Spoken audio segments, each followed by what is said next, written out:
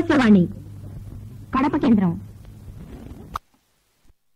శిఖరాలు అధిరోహించటంలో నా అనుభవాలు శీర్షికన ప్రముఖ కవి పండితులు, పద్మశ్రీ బిరుదాంకితులు డాక్టర్ పుట్టపర్తి నారాయణాచార్యులు గారితో రసజ్ఞుల ఇష్టాగోష్ఠి కార్యక్రమం 3వ భాగం మీరిప్పుడు వింటారు. గత 2 వారాల్లోనూ ప్రసారమైన భాగాల్లో డాక్టర్ పుట్టపర్తి గారు సాహితీ రంగంలోకి ఎలా ప్రవేశించారో, అందుకు ఏ ఏ సంఘటనలు ప్రేరణ కలిగించాయో వివరించారు కదా. అలాగే రసజ్ఞులైన కొందరు ఆహ్వానితులు అడిగిన ప్రశ్నలకి సమాధానం ఇస్తూ బహుళ జనాదరణ పొందిన వారి శివతాండవం రచనకు గల ప్రేరణ గురించి, ప్రేమతత్వం గురించి విపులంగా తెలియజేశారు పుట్టపర్తి గారు. ఇప్పుడు ఈ 3వ భాగం శ్రీమతి లక్ష్మీ ప్రసన్న గారి ప్రశ్నతో ప్రారంభమవుతోంది. వినండి. మీ రచనా వ్యాసంగంలో మీ భార్య శ్రీమతి పుట్టపర్తి కనకమ్మ గారి స్ఫూర్తి ఎంతవరకు ఉపయోగపడింది? మీరు ఇరువురు కలిసి రచించిన గ్రంథాలు ఉన్నాయా? వాటి రచనలో మీ ఇద్దరి భావ సమన్వయం ఎలా ఉండేది? ఆ గ్రంథాల విశేషాలు తెలియజేయబోతున్నాం. నాకు చాలా ప్రీతికరమైనటువంటి ప్రశ్న నా భార్యను గురించి అడిగినారు. నేను తెలుగులో దాదాపు 140 బుక్కులు రాసినాను. 140 పుస్తకాలు ఆమె సహకారం లేకపోయి ఉంటే నేను ఒక్కటి కూడా రాసి ఉండలేనేమో అనిపిస్తుంది. ఆ మంచి పండితురాలు వాళ్ళ తాతగారి దగ్గర వివాహానికి ముందే బాగా సంస్కృతం చదువుకుని, పైగా తర్కశాస్త్రం బాగా చదువుకున్నదాన్ని, పైగా కొత్తగా నాకు పెళ్ళైనప్పుడు నేను పాఠశాలలో ఉపాధ్యాయునిగా ఉండేవాడిని. ఈ పిల్లకాయలకంతా ఒక్కసారే నేను పాఠం చెప్పేది. నాకప్పుడు రవంత కోపం. రెండోసారి అడిగితే నాకు చాలా కోపం వచ్చేది. వీళ్ళంతా కూడా నా భార్య దగ్గరనే రివైజ్ చేసుకుంటూ ఉండేటటువంటి వాళ్లకు అనుభవం వాళ్ళు. అందువల్ల ఆమెకు శిష్య పరంపర కూడా చాలా ఎక్కువగా ఉంది. పైగా నేను ఏది కూడా డిక్టేట్ చేయడమే, చెప్పడమే నాకు మొదటి నుంచి అలవాటు. నేను రాసినటువంటి పుస్తకాల్లో రఫ్ పేరు అంతా కూడా ఆమె చూసుకుంటూ ఉండేది. పైగా ఆమె రామభక్తురాలు. వాల్మీకి రామాయణం తప్ప ఇంకొకటి సరిగా చదివేది కూడా కాదు. ఆమె వాల్మీకిని మించినటువంటి కవే లేదనేటటువంటి ఆమె వాదం. ఆమెది చాలా శాస్త్రవిధేయమైనటువంటి నియమబద్ధమైనటువంటి జీవితము. నాది బైరాగి జీవితము. జీవితంలో మాత్రం నాకు ఆమెకు పొత్తు కుదిరేది కాదు. అయితే నా యొక్క దౌర్బల్యాలను అన్నిటినీ కూడా ఆమె బోర్చుకుంటూ తన యొక్క ప్రవర్తనని ఏమి తన యొక్క కుర్చీ నుంచి ఏమీ కిందికి దిగకుండా నా యొక్క దౌర్బల్యాన్ని అన్నిటినీ కూడా ఓర్చుకునేటటువంటి గొప్ప మనస్సు ఆమెకు ఉండేది. ఆమె మేము కలిసి చేసినటువంటి రచనలు కూడా చాలా ఉన్నాయి.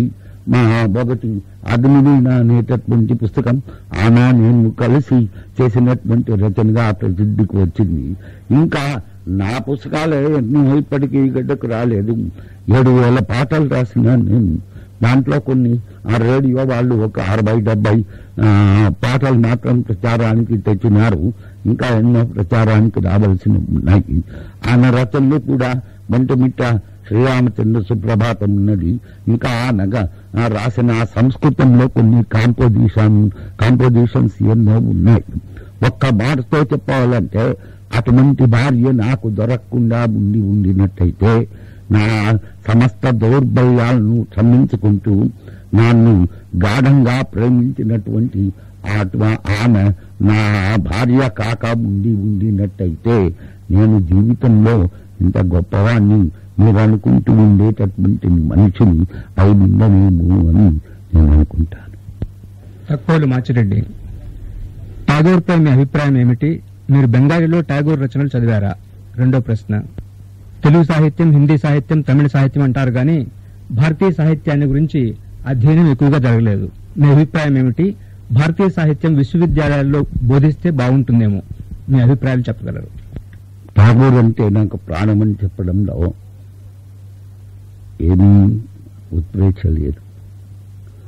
ఆయన నా దృష్టిలో ఒక శాపవశాత్తు కిందికి వచ్చినటువంటి గంధర్వుడు. ఆయన నఖశిఖ పర్యంతము కవిత్వ స్వరూపమైనటువంటి మహాన్ ఆయన. కానీ ఆయన గడ్డకు రావడానికి, జీవితంలో కీర్తి శిఖరాలు అందుకోవడానికి ఆయన పడినటువంటి కష్టాలు వర్ణనాతీతంలోనటువంటి కష్టాలు అనుభవించినాడు. ఇటు చాదస్తులతోనూ అటు అసూయాపరులతోనూ విపరీతమైనటువంటి బాధలు కష్టాలు అనుభవించినాడు. ఎంతగా అతన్ని హేళన చేసేవాళ్ళంటే ఈ యూనివర్సిటీస్ లో ఆయన కాలంలో ఆయన ప్యాసేజీ పైన కోట్ చేసి దీన్ని వ్యాకరణ శుద్ధమైనటువంటి భాషలో వ్రాయుడు అని క్వశ్చన్స్ ఇచ్చేవాళ్ళు. పాపం అంటే ఆయనదంతా తప్పుడు భాష అని లెక్క. ఇట్లా విపరీతమైనటువంటి శ్రమలు పన్నాడు. కానీ ఆయనలో, ఆయన మూర్తిలో కవిత్వం కానటువంటి పదార్థం ఒక్కటి కూడా లేదు. ఎందుకో కొంతమంది భారతదేశంలో ఎందుకు పుట్టినారా అనిపిస్తుంది నాకు.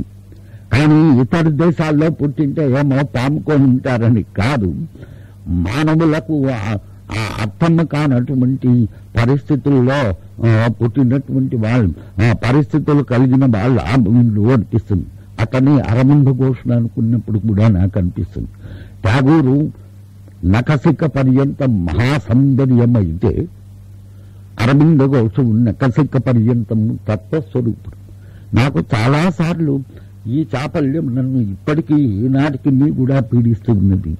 ఈ కార్ల్ మార్క్స్ను, ఈ అరవింద ఘోష్ను, వీరిద్దరి యొక్క సిద్ధాంతాన్ని సమన్వయం చేసి ప్రపంచానికి అందించగలిగేటటువంటి ఒక మహాన్ వ్యక్తి ఉండినట్టయితే ఎంత దేశము, ప్రపంచం బాగుపడుతుందేమో అనేటటువంటి పిచ్చి ఈనాటికి నాకు ఉన్నది. అయినా నాకు వయస్సు ఎక్కువైపోయింది, నా చేత కావడం లేదు. కానీ ఎవరైనా గొప్పవాడు కార్ల్ మార్క్స్ను, తర్వాత ఈ అరవింద ఘోష్ను ఇద్దరిని కంపేర్ చేస్తూ ఒక పెద్ద థీసిస్ ఎవడైనా డెవలప్ చేసి రాస్తే ప్రపంచానికి చాలా గొప్పగా ఉంటుందేమో అనేటటువంటి ఊహ నాకు ఉన్నది. ఇంకా ఈ భారతీయ భాషలు అంటే మళ్ళీ ఏ భాషలు అతడు మనసులో పెట్టుకున్నాడో నాకు అర్థం కావడం లేదు. భారతీయ భాషలు అనేకాదు, ఇవన్నీ కూడా భారతీయ భాషల కిందికే లెక్క. కానీ తమిళ సాహిత్యం, కన్నడ సాహిత్యం అని ప్రత్యేకంగా మనం పిలుస్తున్నాము అని అంటాడు. అట్లనే ఉత్తర హిందుస్థాన్ వాళ్ళు కూడా పిలుచుకుంటారు. సింధీ సాహిత్యం అంటారు, బెంగాలీ సాహిత్యం అంటారు, మరొక సాహిత్యం అంటారు, ఇంకో సాహిత్యం. ఎన్ని చెప్పుకున్నప్పటికీ కూడా భారతీయుల యొక్క ఆత్మ ఒక్కటే. ఏ భాషలో నువ్వు చెప్పినప్పటికీ కూడా నీ రామాయణము, నీ భారతము, నీ భాగవతంలోనే భాగవతాన్ని వేరే మాటలతో నువ్వు చెప్పుకుంటూ వస్తావు. భారతీయ తత్వం ఒకటే. జింకా సుబ్రహ్మణ్యం పొద్దుటూరు, మీరు అనేక కావ్యాలు రాశారు కదా, అందులో మీకు నచ్చిన కావ్యం ఏది? మీ జీవితంలో మరుపురాని సంఘటన ఏది? పూర్వజన్మ సుకృతం, పునర్జన్మలను మీరు విశ్వసిస్తారా? నా కావ్యాల్లో నాకు నచ్చిన గ్రంథం ఏదని నేను చెప్పేది. ఎందుకంటే ఒక్కొక్కసారి ఒక్కొక్క మూడ్లో ఒక్కొక్క పుస్తకం రాసిన, శోతాండం రాసినటువంటి సన్నివేశం వేరు, ఆ మూడు వేరు. మగదూతం రాసిన నాటి నా పైన పడినటువంటి ఇన్ఫ్లుయెన్సెస్ వేరు, వాళ్ళ చేత ప్రచోదవుతున్నాయి నేను రాసినటువంటిది వేరు. పల్లవి భాగవతం నేను రాసినటువంటి సమయాల్లో మహారాష్ట్ర భాషతో సంబంధాలు ఉండేవి. ఆ భక్తుల యొక్క తుకారాం, తర్వాత ఏకనాథ్, తర్వాత నామదేవ్, వీళ్ళ యొక్క ఇన్ఫ్లుయెన్సెస్ అంతా దమ్మిగా ఉండేది. అందువల్ల నా పుస్తకాల్లో నాకు ప్రియమైనటువంటి పుస్తకం ఏది అని నేను నన్ను క్వశ్చన్ వేయడానికంటే మీకు ఇష్టమైనటువంటి పుస్తకం ఏది అని మీరు నిర్ణయం చేసుకుంటే బాగా ఉంటుంది. ఈ పూర్వజన్మ పరజన్మ అని పెద్ద కీలకమైనటువంటి క్వశ్చన్ వేసినారు. అదే నన్ను జీవితంలో చంపుతా ఉండేది. లేకపోతే నేను కంప్లీట్ గా అట్లా మార్క్సిస్ట్ గా పోలేకపోవడానికి, లేకపోతే ఇట్లా కంప్లీట్ గా అరవింద ఘోష్ ఫాలోయర్ కాకపోవడానికి ఆ క్వశ్చన్ నన్ను అటు ఇటు త్రాసులో తక్కడలాగా తూగేటట్టుగా చేస్తూ ఉన్నారు. కార్ల్ మార్క్స్ చదువుకున్నప్పుడు బ్రహ్మాండమైనటువంటి సానుభూతి, తర్వాత అరవింద ఘోష్ చదువుకున్నప్పుడు అయ్యో కేవల భౌతిక దృష్టి తర్వాతి దానంతా కూడా మానవుడు నెగ్లెక్ట్ చేస్తున్నాడు అనేటటువంటి దృష్టి. పృథివీ ప్రతిష్ట అంటాడు అతను. అరవింద్ ఘోష్ భూమి లేనిది పరలోకమే లేదు పోరా అంటాడు. అందుకే అతనంటే నాకు మహాప్రియం. బుద్ధిజాన్ని, సన్యాసత్వాన్ని, ఇటువంటి పిచ్చి పిచ్చి ఊహలను అరవింద్ ఘోష్ అంగీకరించడు. సన్యాసత్వం అంటే మహాకోపమానకు. అట్లా లైఫ్ పైన ఇంట్రెస్ట్ లేకుండా చేసేటటువంటి బుద్ధిజం అన్నా ఆయనకు చాలా కోపం. కనుకనే వీళ్ళిద్దరినీ ఎవరైనా దగ్గరికి తెస్తే బాగుంటుందా అనేటటువంటి చాపల్యం నాకు చాలా తీవ్రంగా ఏడిపిస్తూ ఉంటుంది జీవితంలో. కనుక ఈ పునర్జన్మ అనే దానిపైన, దైవతత్వం పైన నాకు నమ్మకం ఉన్నది. అదే నా జీవితాన్ని నడిపిస్తూ ఉంటుంది. చూడం జయరాం, మీ సమకాలిక కవుల్లో మీకు నచ్చిన కవి ఎవరు, ఎందుకు? నా సమకాలిక కవుల్లో ఎవరు నాకు ఇష్టమని చెప్పుకోవడానికి ముందు, ప్రతిదానికి ముందు నా అహంకారం అడ్డం వస్తూ ఉంటుంది. ఏం చేసేది? ఎవడు గొప్పవాడని నేను ఒప్పుకుందామని అనుకున్నప్పటికీ కూడా వీడు నాకంటే గొప్పవాడు ఎట్లవుతాడు అనేటటువంటి ఒక భావం నన్ను పీడిస్తూ ఉంటుంది. అందువల్ల అందరినీ చదువుతాను, అందరినీ అప్రిషియేట్ చేస్తాను. ఏదన్నా ఒకటో ఆరో భావం చాలా గొప్పగా చెప్పింది ఉంటే దాన్ని మాట్లాడికి చాలా సార్లు అనుకుంటాను. ఇప్పుడు శ్రీశ్రీ కవితలు ఉన్నాయి, కాంపోజిషన్స్, ఎన్నో మాటికి అనుకుంటూ ఉంటాను. కానీ దానికే నేను వసూలైపోతాను అంటే అది కూడా ఎందుకురా అంటే ఈ తప్ప అన్వేషణ ఒకటి నాకు అడ్డం వస్తూ ఉంటుంది. చిలకను అప్పుడప్పుడు ఎప్పుడన్నా అమృతం కురిసిన రాత్రి అవి ఏటున్నా కొంచెం చదువుకుంటా ఉంటాను. ఇంతకు రసము ఎందులో ప్రగాఢంగా నాకు కనపడినప్పటికీ కూడా ఆనందించేటటువంటి మనస్తత్వం ఉన్నది. అంతేగాని వస్తువును పట్టి గౌరవించేటటువంటి మనస్తత్వం నాకు తక్కువ. వస్తువు ఏదైనా కావచ్చు, నా మనస్సును తాకవల ఆ భావం,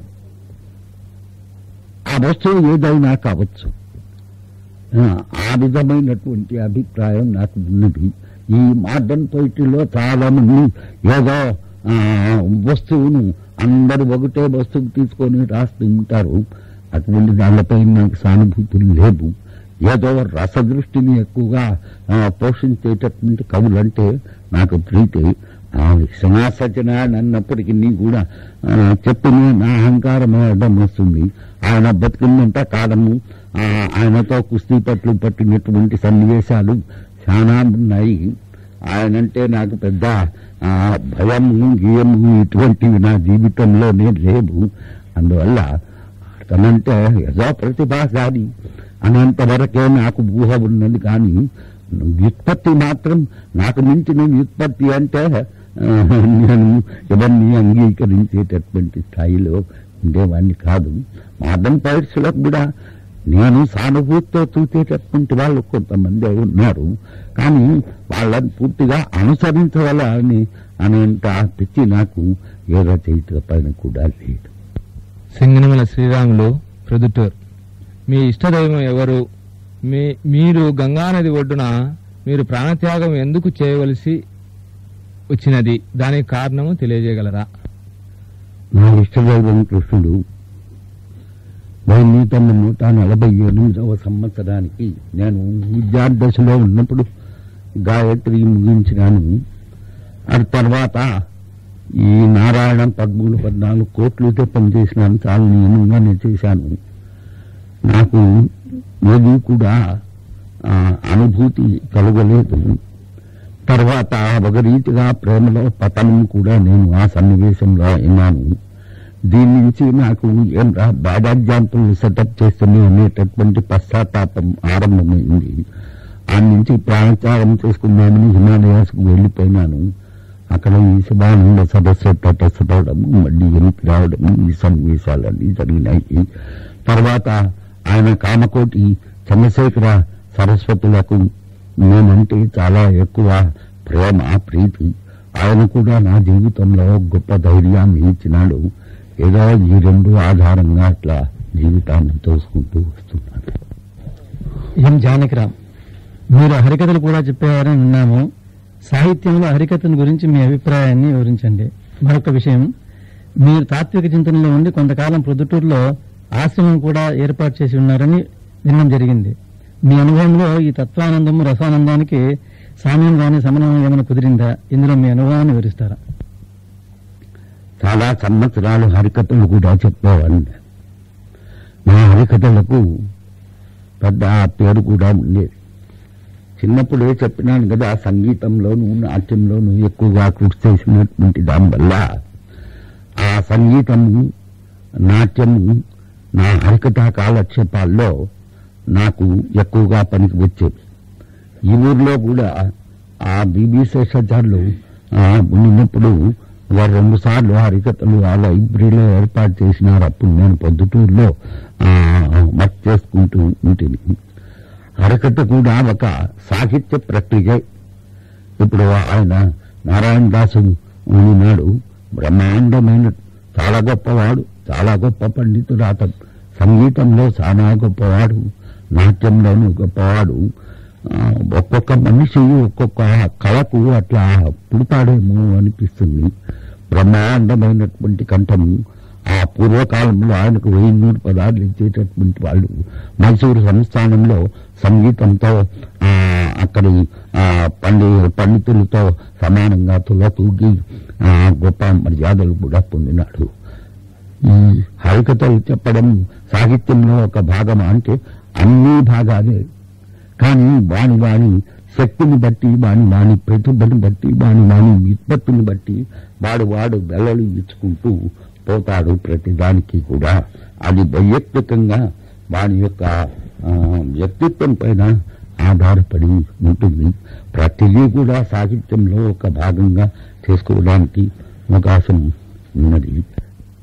ఆ ఆశ్రమ జీవితం కొంత ఉన్నది నాకు. ఏదో ఆశ్రమం కట్టుకొని జీవితంలో, కానీ నేను అందులో కృతకృత్యుని కాలేదు. అది తర్వాత నేను హిమాలయాతో పోవడం తటస్థపడింది. కానీ ఈ కష్టాల జీవితంలో నాకు మనుష్యత్వాన్ని నేర్పినాయేమో అనిపిస్తుంది. కుస్రం అని ఒక కవి ఉన్నాడు ఉర్దూలో. వాడు తోట తమాషగా అంటాడు, దేవుడు కావడం సులభం, మనిషి కావడం చాలా కష్టం అంటాడు. అందువల్ల నాకు అప్పుడు నేను అనుభవించినటువంటి ఆ కష్టాలు, కూతుకు లేక నేను బాధపడినటువంటి సన్నివేశాలు, నేను పొందినటువంటి అవమానాలు, ఇవన్నీ కూడా నాలో మనుష్యత్వం అభివృద్ధి కావడానికి, నా అహంకార కక్ష తగ్గడానికి ఇవన్నీ కూడా కారణాలైనాయేమో. ఆ కష్టాలే లేకపోయింటే నాలో మనుష్యత్వం బాగా పక్వమయ్యి అయిందేది కాదేమో అనేటటువంటి సందేశం నాకు ఇప్పటికీ ఉన్నది. అందువల్ల ఆ ఇబ్బందులు, ఆ కష్టాలు అవన్నీ నాకు మేలే చేసినాయి. C Anuradha, Kadapa. The hero అనే ఆంగ్ల నాటకం రాశారు కదా, దానికి ప్రేరణ ఏమిటి? అందులో కథాంశం క్లుప్తంగా చెప్తారా? ఈ నడమ రాసినటువంటి ఆ ఇంగ్లీష్ లో హీరో అనేది. నేను చిన్నప్పుడు ఆంగ్ల భాష బాగా చదువుకున్నాను. బీజేపీట్ అనేటటువంటి దొరసాని ఆమె పెనుగొండలో ఉండేది. ఆమె సబ్ కలెక్టర్ భార్య. ఆ సబ్ కలెక్టర్ ఆ ఊర్లోనే చచ్చిపోయినాడు. అందువల్ల ఆమె కూడా చావు కాలానికి వచ్చి పెనుగొండ చేరింది. ఆమె కేంబ్రిడ్జ్ యూనివర్సిటీలో బ్రౌనింగ్ పైన రీసెర్చ్ చేసి డాక్టరేట్ తీసుకున్నది. ఆమె షేక్స్పియర్ నాటకాలు నాకు ముఖ్యంగా ట్రాజడీస్ అన్ని ఆమె పాఠం చెప్పింది. తర్వాత ఆ ప్రేరణతో ఆ చిన్న వయస్సులో లీవ్స్ ఇన్ ది విండ్ అని ఒక పోయిటరీ పుస్తకం రాసినాను. అది ఈనడమని ప్రింట్ అయింది. కానీ తర్వాత ఆమె నాకు ఇంగ్లీష్ భాష చెప్పడంతో పాటు ఒక హెచ్చరిక కూడా చేసింది. ఏమని, నీవు ఇంగ్లీష్ భాషలో రాయడానికి ఎప్పుడు చాపల్యం పెంచుకోవద్దు. ఆమె చెప్పినటువంటి మాట. ఎందుకురా అంటే ఇంగ్లీష్ భాషలో రాయడానికి ప్రయత్నించి అనేక ఇండియన్స్ ఫెయిల్ అయిపోయి జీవితంలో దేనికి కొరకాకుండా పోయినారు. అందువల్ల నీకు ఎంత కష్టపడినప్పటికీ కూడా ఇంగ్లీష్ భాషలో సరియైనటువంటి స్టాండర్డ్స్ రాదు. మిమ్మల్ని క్లాసికల్ రైటర్స్ ఎవరు కూడా గౌరవించేటటువంటి పరిస్థితి మీకు రాదు. కనుక మీరు చదువుకో, ఆ భావాలు అర్థం చేసుకొని మీరు తెలుగు భాషను సుసంపన్నంగా చేసుకోవడానికి ప్రయత్నించు, కానీ ఇంగ్లీష్ భాషలో రాసేటటువంటి చాపల్యం పెంచుకోవద్దు అని అప్పుడు నాకు చెప్పింది. కానీ ఇంగ్లీషు షేక్స్పియర్ డ్రామాస్ అన్ని కంప్లీట్ గా బోధించింది. ఆ సహాయంతో నేను Shelley, Keats, Browning, Emerson, Burke పిచ్చిగా జడ్జ్ చేసేవాడిని. పోజు ఎట్లంటే అట్లా ఊరికే గుడ్డిగా పాఠం చేసేటటువంటి వాడిని. గోల్డ్ స్మిత్ చదువుకున్నాను, బాగానే చదువుకున్నాను. తర్వాత చాలా రోజులు ఇంగ్లీష్ లో రాయడానికి నేను ప్రయత్నమే చెయ్యలేదు. ఆమె చెప్పినటువంటి నీతే మనస్సులో ఎక్కువగా తీవ్రంగా పనిచేస్తూ ఉండింది. మళ్ళీ రీసెంట్ గా ఒక 5-6 ఏళ్ల కిందట ఈ వెంకటేశ్వర వాళ్ళు, తిరుపతి వాళ్ళు ప్రచురించేటటువంటి ఆ ఇంగ్లీష్ జర్నల్లో భాగవతాన్ని ట్రాన్స్లేట్ చేస్తూ వచ్చినాను. 2-3 ఏళ్లు రాసినాను. తర్వాత అది కూడా నాకు తృప్తి ఇవ్వడం లేదు. ఎందుకు ఊరికే ఇప్పించి అని అందరూ కూడా ఇండియన్స్ బాగా మెచ్చుకున్నారా, నాగయ్య గిగయ్య వీళ్ళంతా కూడా ఆహా ఎంత బాగా రాసినావా ఇంగ్లీషు, ఇంత ఒక్కటి నీకు ఈ భాషలో ఉన్నదని మాకు తెలియదు, అట్లా ఇట్లా అని అంటూ వచ్చినారు. రీసెంట్ గా ఈ హీరో అనేటటువంటి నాటకం రాసినాను.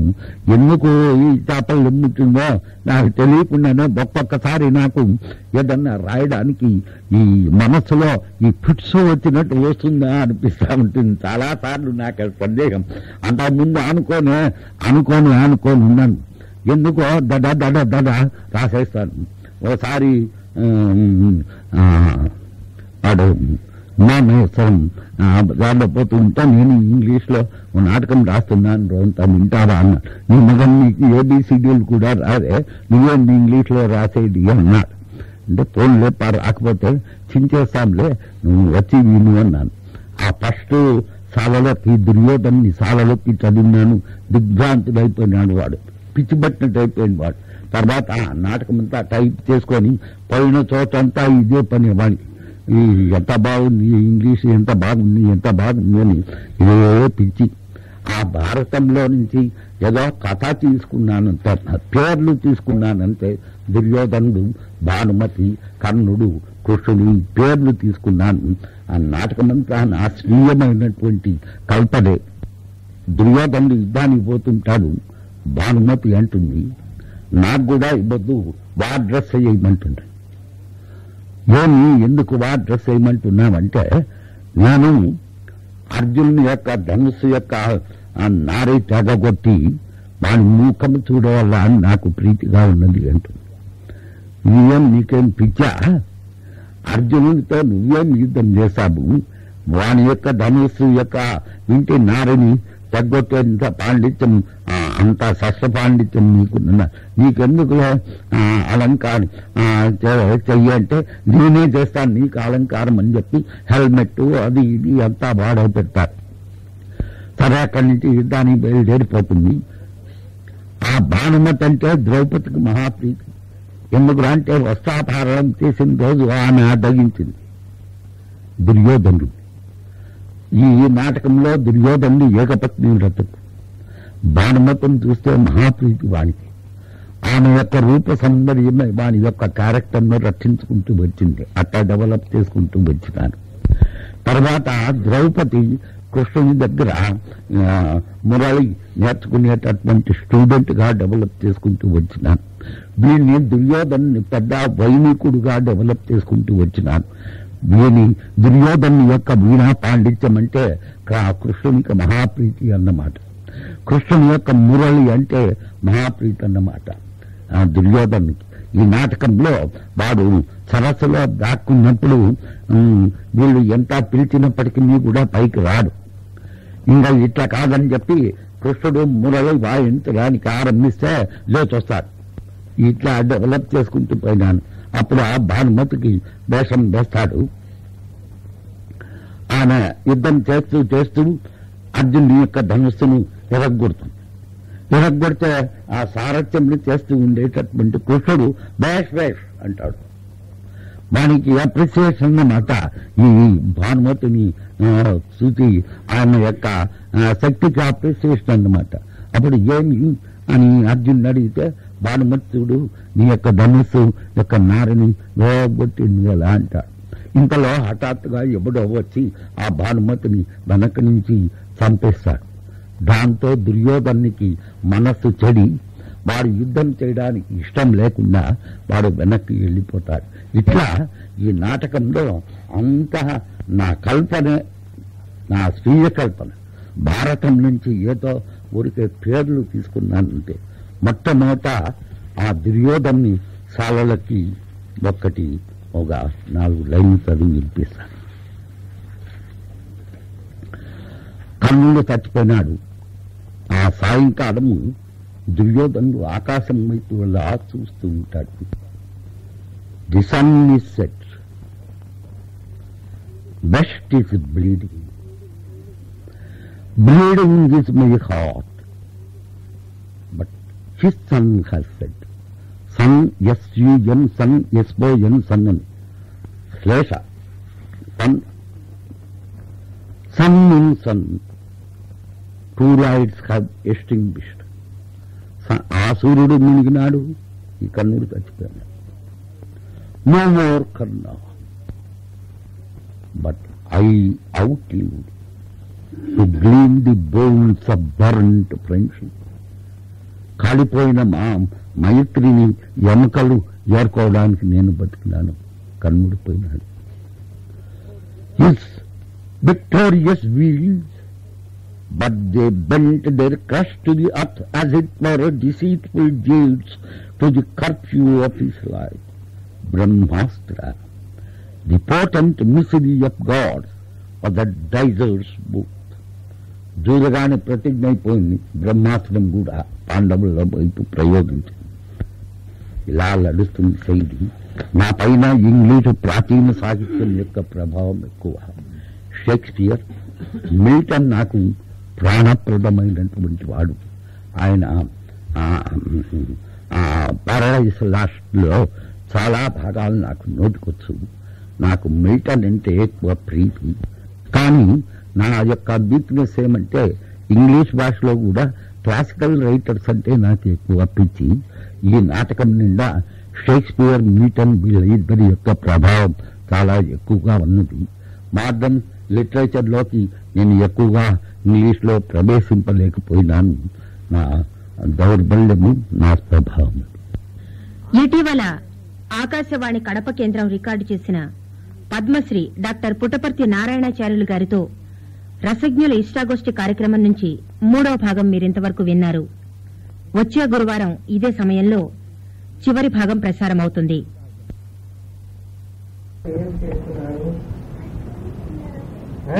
పిల్లలు ఏం చేస్తున్నారు? గట్టిగా చెప్పు. చెప్పు.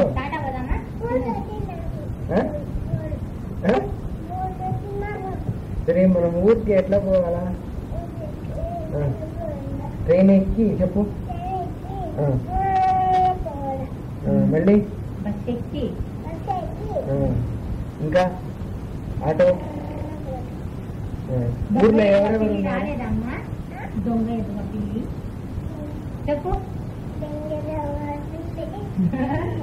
చిన్న ఊర్లో ఎవరెవరు ఉన్నారు? ఊర్లో ఎవరెవరు ఉన్నారు? తాత చెప్పు. ఎవరెవరు ఉన్నారు? మనం మార్కెట్కి పోతామా? పోయి ఏం చేస్తాం?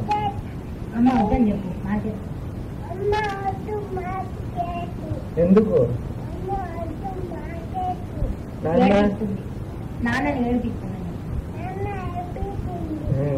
చిన్ను చిన్న ఏమన్నది కదా, బంగారు కదా కదా. పరికల్పిత చందనం భరతమాతవందనం.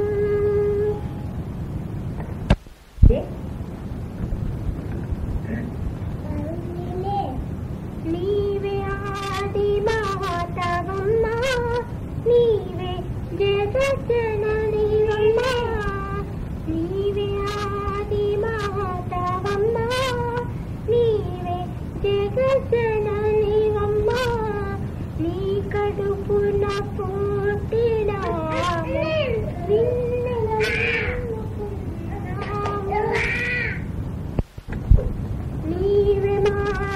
మాతవమ్మా నీవే జగద్గురు